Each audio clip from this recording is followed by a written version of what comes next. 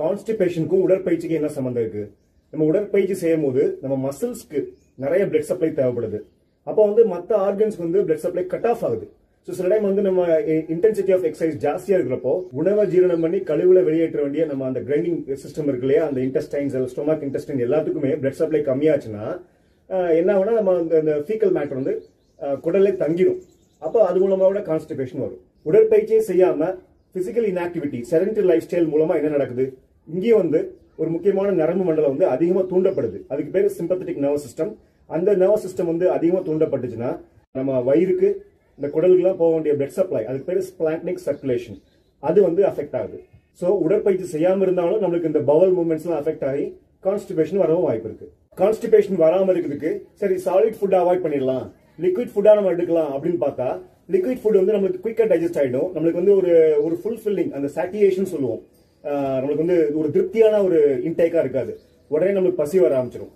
சரி ஓகே, நம்ம வந்து சரி சாலிட் இன்டேக் நிறைய பண்ணுவோம் அப்படின்னு பார்த்தா நம்மளுக்கு அந்த பெர்சன்டேஜ் நம்மளுக்கு தெரியாம எந்த அளவுக்கு நம்ம சாலிட் ஃபுட் எடுக்கணும், எந்த அளவுக்கு லிக்விட் ஃபுட் எடுக்கணும் அப்படின்னு நம்ம வந்து ஒவ்வொரு பர்சனும் கத்துக்கல சரியா.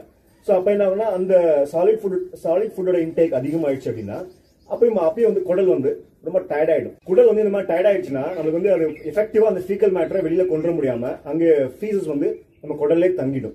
ஸோ இப்படியும் கான்ஸ்டிபேஷன் வரும். இப்போ வந்து ஒரு கடத்துல என்ன ஆகுனா ஒருத்தருக்கு வந்து ரொம்ப கிரானிக் கான்ஸ்டிபேஷன், ரொம்ப நாளா வந்து எதுவுமே பண்ணவே முடியல, ஃபீக்கல் மேட்டர் வந்து அங்கேயே இருக்குது, குடல்லே வயிறுலேயே இருக்குது. அப்போ அவங்களுக்கு சாப்பிட அடுத்து ஃபுட் இன்டேக் பண்ணலாமா வேண்டாமான்னு கன்ஃபியூஷன் வந்துடும். இதே ப்ராப்ளம் தான் நம்மளுக்கு டயரியாலையும்.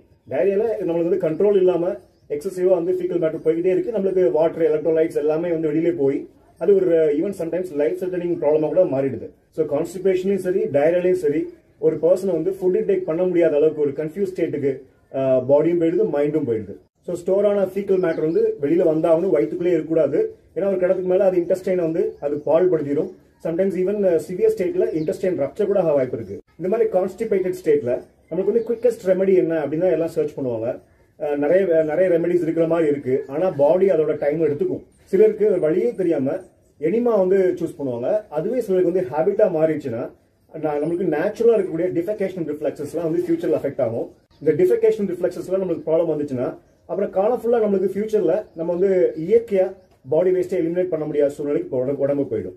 மருத்துவ தந்தை ஹிப்போக்ராட்டிஸ் எத்தனையோ ஆண்டுகளுக்கு முன்னாடி சொன்ன ஒரு முக்கியமான அடிப்படை என்னன்னா, if you could give every individual the right amount of nutrition and exercise, not too much, not too little, we could have found the safest way to health அப்படின்னு சொல்லியிருக்காரு. இதை வந்து இன்னும் நம்ம படிக்கல, இது வந்து நம்ம வந்து இம்ப்ளிமெண்டேஷன் ப்ராப்பரா பண்ணல. இது வந்து ஒவ்வொரு இண்டிவிஜுவலும் அவங்க லைஃப்ல அப்ளை பண்ணி பார்க்கணும். நம்மளுக்கு வந்து எந்த அளவுக்கான உடற்பயிற்சி, எந்த அளவுக்கான உணவு நம்ம வந்து அது நம்மள ஹெல்த் அண்ட் ஃபிட்டா வச்சுக்குது அப்படின்னு நம்ம வந்து ஒரு மருத்துவரா மாறி நம்ம உடம்பை பற்றி நல்லா ஆழமா புரிஞ்சுக்கணும். நம்ம வள்ளுவர் இந்த மருத்துவ அடிப்படை பற்றி எப்படி சொல்லியிருக்காருன்னா, அற்றது அறிந்து கடைபிடித்து மாறல்ல துய்க்க துவர பசித்து. அதாவது நம்ம சாப்பிட்ட உணவு செரிச்சிச்சா அப்படின்னு நம்ம கன்ஃபார்ம் பண்ணணும். அதுக்கப்புறம் தான் அடுத்த ஃபுட் இன்டேக்கே போகணும். இதை நம்ம வாழ்க்கையில அப்ளை பண்ணா இந்த மாதிரி சிக்கல்கள்லாம் வருமா? என்னோட பார்வையில டயட்னா என்னன்னா, D I E T, diet improves exercise tolerance. So நம்ம சாப்பிட்ற உணவு நல்லா கரெக்டா வேலை செஞ்சுதா அப்படின்னு கன்ஃபார்ம் பண்றதுக்கு முக்கியமானது வந்து நம்ம எக்ஸசைஸ் கெப்பாசிட்டி எப்படி இருக்கு, அது இம்ப்ரூவ் ஆகிட்டே போயிட்டே இருந்துச்சுன்னா நம்மளோட ஃபுட் கம்போசிஷன் எல்லாமே பெர்ஃபெக்டா நல்லபடியா போயிட்டு இருக்குன்னு அர்த்தம். இன்னும் டிஃப்ரெண்ட் ஆங்கிள்ஸ்ல பாக்குறதா நம்ம டயட் எப்படி இருக்கணும்னா, டயட் இம்ப்ரூவ்ஸ் எக்ஸ்கிரீட்டரி டாஸ்க்ஸ். அப்படின்னா நம்ம ஃபுட் காம்போசிஷன், இப்போ நான் சொன்ன அந்த வள்ளுவர் சொன்ன விஷயங்கள், ஹிப்போக்ராட்டிஸ் சொன்ன விஷயங்கள், இதெல்லாம் அப்ளை பண்ணோம்னா நம்மளுக்கு வந்து இந்த மாதிரி கான்ஸ்டிபேஷன், டயரியா, இந்த மாதிரி இந்த கேஸ்ட்ரோ இன்டெஸ்டினல் சிஸ்டம்ல எந்த பிரச்சனையும் வராம அப்படி கொண்டு போக முடியும்.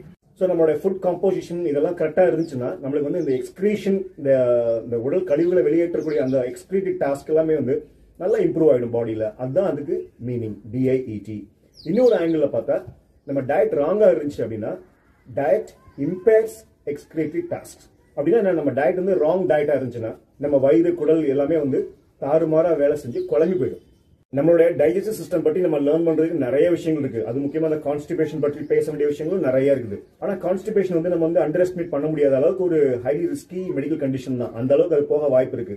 ஸோ நம்ம வந்து உடனே அது கான்ஸ்டிபேஷன் வர்றதுக்கு முன்னாடி நம்ம நிறைய மெனக்கெடல் எடுக்கணும். நம்ம வந்து லைஃப் ஸ்டைல் மூலமா, அதுக்கப்புறம் வந்து அந்த ப்ராப்ளம் அடிக்கடி வருதுன்னு தெரிஞ்சிச்சுன்னா இமீடியட்டா ஒரு எமர்ஜென்சி கேர் நம்ம உடம்பு வந்து உடனே நம்ம வந்து என்ன நடந்துட்டு இருக்கு அப்படின்னு நம்ம அப்சர்வ் பண்ணணும். இன்னொரு முக்கியமான கான்ட்ரிபியூட்டர் டு கான்ஸ்டிபேஷன் எதுனா, நம்ம எக்ஸசைஸ்லாம் கரெக்டா பேலன்ஸ்டா பண்ணியிருப்போம், நம்ம டயட்ல எந்த பிரச்சனையும் இருக்காது, நம்ம எப்போது சாப்பிட்ற உணவு தான் கரெக்டான டைமிங் எல்லாம் கரெக்டா பண்ணியிருப்போம்.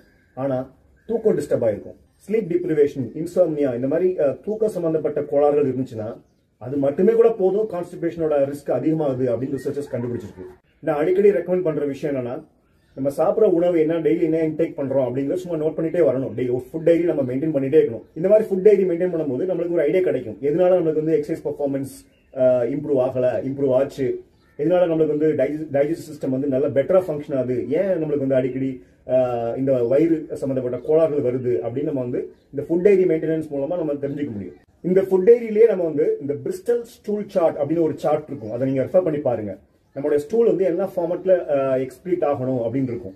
ஸோ அந்த ஃபார்மட்ல நம்ம வந்து நம்ம ஸ்டூலை அப்சர்வ் பண்ணி டெய்லி இந்த ஃபுட் டைரியில நம்ம மென்ஷன் பண்ணிக்கலாம். ஸோ ஃபுட் இன்டேக் சம்பந்தப்பட்ட டேட்டா மட்டும் போதாது, நம்ம ரெகுலரா டெய்லி நம்மளோட ஸ்டூல் எப்படி என்ன கன்சிஸ்டன்சில வந்துச்சு அப்படிங்கிறதையும் நம்ம வந்து டாக்குமெண்ட் பண்ணிட்டே வந்தா நம்ம வயிறு, குடல், அதோட எஃபிஷியன்சி எல்லாமே, இந்த கிரைண்டிங் மெக்கானிசம், எக்ஸ்கிரீட்டிவ் மெக்கானிசம், இதோட எஃபிஷியன்சி எல்லாமே நம்ம இம்ப்ரூவ் பண்ணி அது பல வருடங்கள் நீண்ட ஆயுட்காலத்துக்காக ஒரு ஒரு பேஸ் செட் பண்ணி கொடுக்க முடியும்.